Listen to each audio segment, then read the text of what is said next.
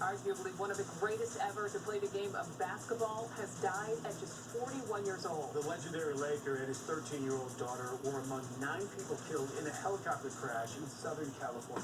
Good afternoon. I'm Duke Stigley. I'm Nicole Burley. Bryant's sudden death sending shockwaves through the sports world tonight.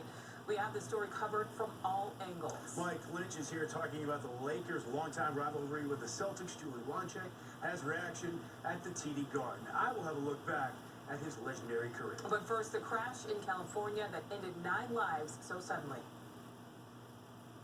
The news sending shockwaves across the country. Today's a tough day.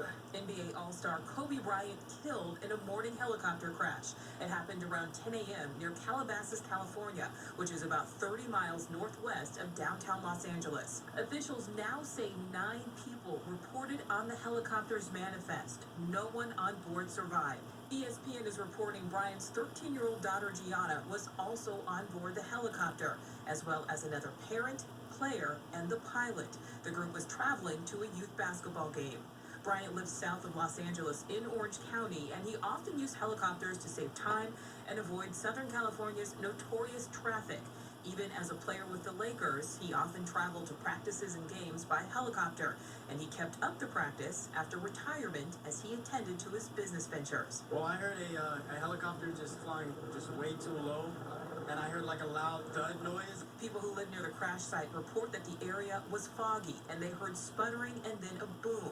The helicopter went up in flames. Smoke could be seen rising from the crash site. The LA County Sheriff says his office will not be identifying any of the victims until the coroner can complete their work and families can be notified. Kobe Bryant played for 20 years, but he was much more than a basketball player. He was an international superstar, a husband, and a father. To Kobe's family, I want to send my most sincere and heartfelt regrets and prayers. Kobe Bryant was born in Philadelphia on August 23, 1978. The son of former NBA player Joe Jellybean Bryant. Growing up outside of Philadelphia, it was evident from a very young age he was a prodigy.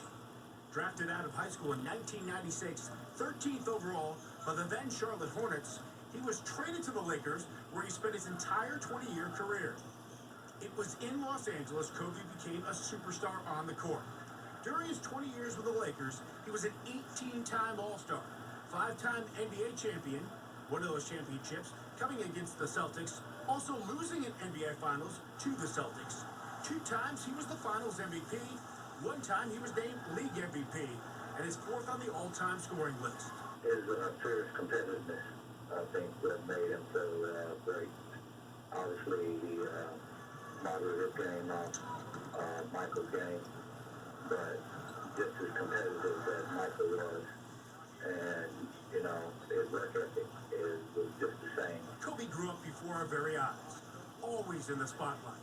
His numbers 8 and 24, the numbers worn by kids and adults all over the world, now retired.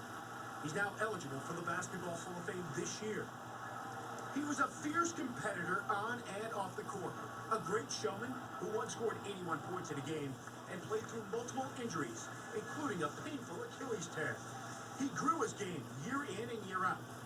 Off the court, he was a successful author and publisher with his children's books, and also a very successful filmmaker, even winning an Academy Award in 2018 for Best Animated Short, Dear Basketball. He was also a husband to wife Vanessa and a father of 4 girls he was very proud of and very protective of.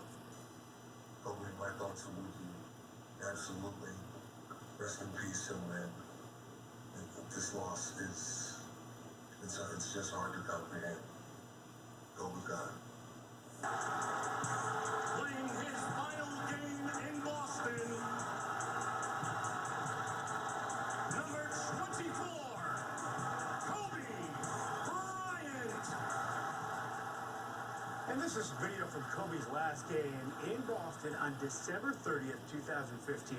Bryant was a key player in revitalizing the Celtics-Lakers rivalry.